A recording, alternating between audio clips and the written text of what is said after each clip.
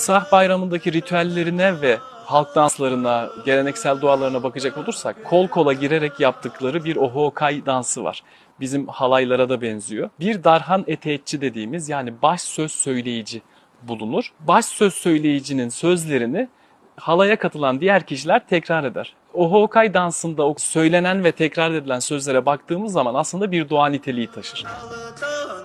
Bunun dışında ad verme toyları, düğün toyları, ölü aşları gibi törenlerde de yine ağaççıların yer aldığını biliyor, toplu etkinliklerin hemen hepsinde müziğin varlığını takip edebiliyoruz.